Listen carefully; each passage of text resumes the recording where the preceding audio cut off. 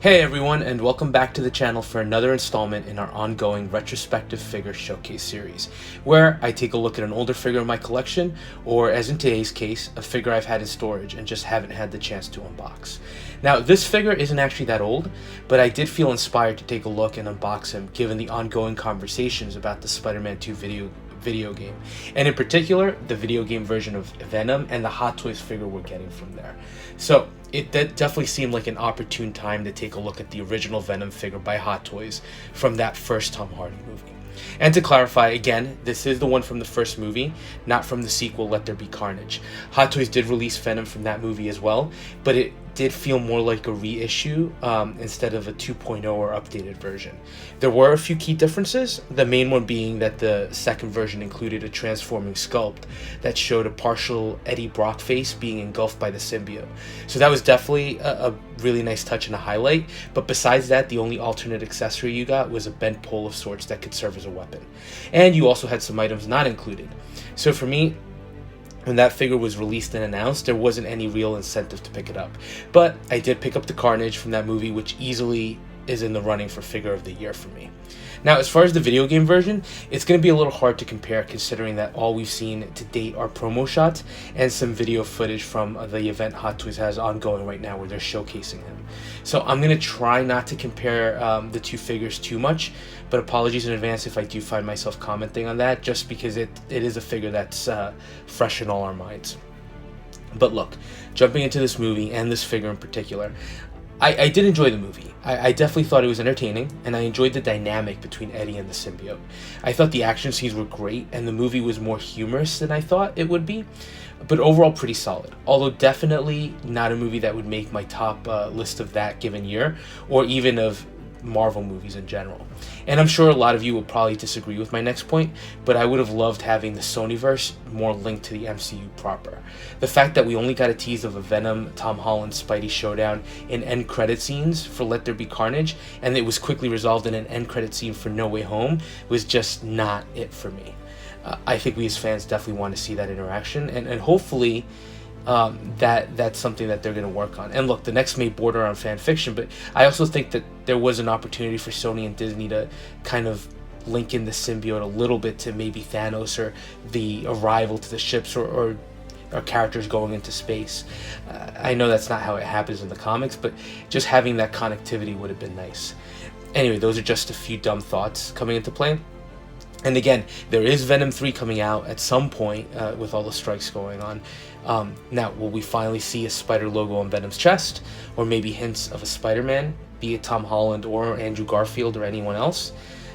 Who knows? Sometimes I do think I, in particular, tend to psych myself up more. And unfortunately, sometimes the movies don't deliver on my own expectations, which is really my own fault at that point. So maybe I should try not to burden the movie with my unrealistic expectations at this point. So regardless, good, solid, entertaining movie. But we're here to look at the figure, and I will say this. It's a stunning step from Hot Toys, and Venom himself is a big figure in 6 scale, but I am spoiled a little bit by the Carnage, because the Carnage included so many tendrils and different hand accessories. It was honestly a really, really deluxe feeling package. This is too, of course.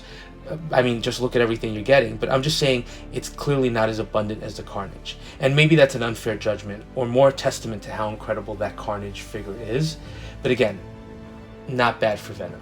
So here we're getting all sorts of tendrils, including one additional as a bonus accessory. You do get 2 alternate big symbiote transformed arms, which are real highlights for me. You get some additional hands, the display stand, an alternate sculpt, as well as some additional tongues for the sculpt. So again, it does come with a lot.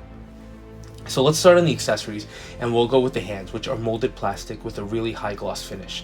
That's meant to replicate that symbiote sheen. And you do get some great detail on these, with the white veins on the backs of the hands. Detail on fingers isn't that clear. I mean, what else would you expect here other than having these claw-like features? But you do get 2 splayed-out hands for posing, a finger-pointing hand, a gripping hand to hold one of the other accessories. So decent package, not as much as we've come to expect from other figures, but again, a decent amount. Next up, you get a set of tongue accessories that attach to the alternate sculpt. Now, these are great in the sense that they have the wild, elongated look that we associate with Venom, and they are different enough that you are going to get some decent alternate looks. Like with the hands, there is a glossy finish to these, particularly at the top portion of the tongue, which replicates saliva or a kind of wet look. And there is a lot of detail work to creating that look of a tongue with all the striations. The one comparison here to the recently announced video game version, I do think some of those are much more dynamic. And it's maybe something we could see with another version of the, let's call them the MCU Venom from the upcoming sequel. Now next up are these small cat pieces, which I'm a little surprised were included as separate elements. On the Carnage, these were already on the figure, but essentially, if we flip the Venom around, you can see how he's got pegs in the back, or openings, that are supposed to serve as, these holes are supposed to be where you kind of plug in the tendrils. So these pegs are kind of helping to hide those when you're not using the tendrils. And they're nicely done because, as you can see, once they're installed, they actually do a great job blending in with the rest of the figure and hiding those openings when not in use. Now next up, we have some of the star accessories from me, and they're essentially the alternate weapon hands and weapon itself.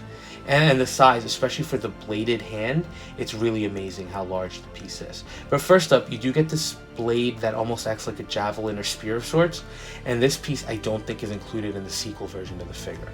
But it's pretty nice with that glossy, almost oily finish, and the almost organic looking jagged edges, as well as the pitting on them. Next up, you get the alternate hand, which is almost showcasing tendrils shooting out. Very dynamic feeling accessory that does evoke that feeling of motion.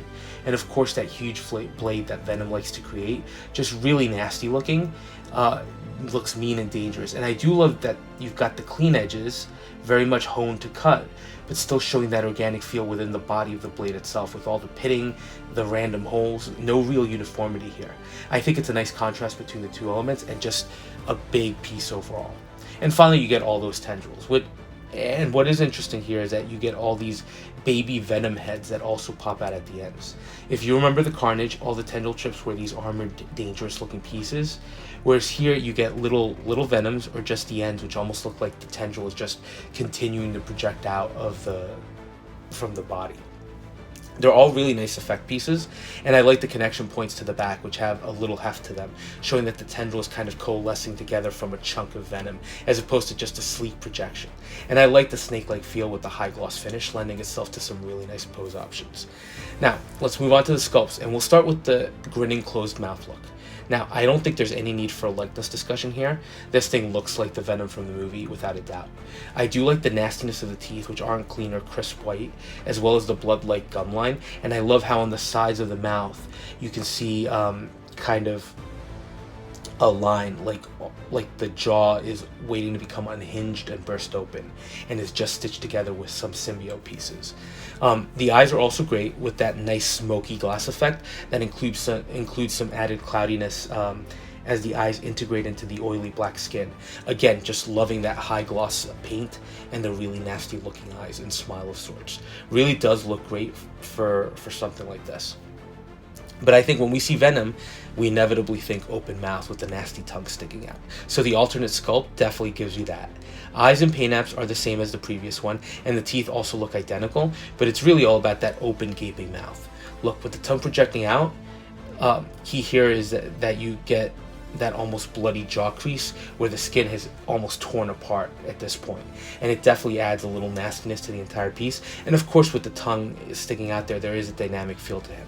Now, if you did have questions regarding how the tongue attaches, there is a magnetic piece inside the mouth where the tongue basically sockets in.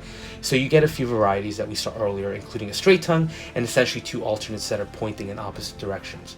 I do think I would have liked something a little more intense or outlandish, like the video game version, but these still look great. Now, the figure itself. And here it'll be worth discussing both the Carnage and the latest video game Venom. So he is a big figure. Definitely towers over your standard 6 scale. Piece, and he is bulky with a really imposing presence. Of course, he lacks the spider logo wrapping around from his chest to his back, but I think he makes up for that with a ton of light paint vein work that gives you the feeling that you're looking at something that's alive, almost like his skin has been flipped inside out.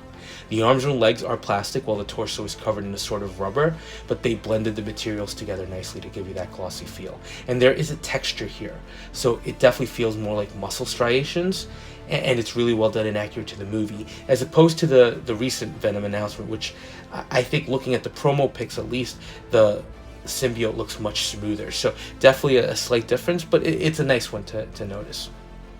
Now, scale-wise, I like the size. I know some people didn't like the size of the Carnage by comparison because he was so much bigger, and in the comics he's meant to be skinnier, kind of taking on the characteristics of Cletus Cassidy, but I didn't mind the size variation in the movie. While they made him taller than Venom, he still maintained that overall skinny look, as opposed to Venom, who just looks imposing and more like a brawler type. But I think both figures scale well together. And looking at Venom, when you have him posed up, be it with his jagged spear, or more importantly with all those tendrils, he looks super imposing. And all those pieces, and of all those pieces, the tendrils and the big alternate arm pieces with the blade and the extending symbiote really make him look even larger than he is, and just overall impressive. I don't mind the scale that we're getting the video game version in. I think it's appropriate to the game, and I think when you see him posed with the figures from the game, it kind of works. For me though, focusing exclusively on the cinematic universe, I think this is a solid version. Although there are aspects of that new Venom I'd love to see incorporated into a potential future MCU version. Like, for example, the symbiote pieces that aren't really shooting out, but just pieces of symbiote projecting out from the body look great, and the variety of tongues could definitely stand for a bit of an update. And most importantly, and this isn't on Hot Toys, but hopefully Sony finally figures out a way to have Venom actually come with the Spider logo. And I do have a little shot for scale showing a future crossover with Jake Sully facing off with the symbiote invasion of Pandora. All kidding aside, it just helps to give you a sense of scale, and while I did want to showcase him with Carnage, I'm actually thinking about saving that for another video so I can focus on just posing those two together, which should be a lot of fun. So be on the lookout for that down the road. But again, really happy with this version of Venom, and honestly, he'd be top of the heap if it hadn't been for that Carnage, which is just superb. So let me know your thoughts on Venom from the cinematic universe, and what you think of the release, and also what you think of this release relative to that new video game version. To me, both are obviously separate entities, but also kind of complementary pieces if you're a big Venom fan, and just nice alternate versions of the same character. But as always, curious to hear your thoughts, so drop a comment if you want, and also, thanks for watching, and if you are enjoying the content, please consider liking and subscribing, and we'll touch base on the next video.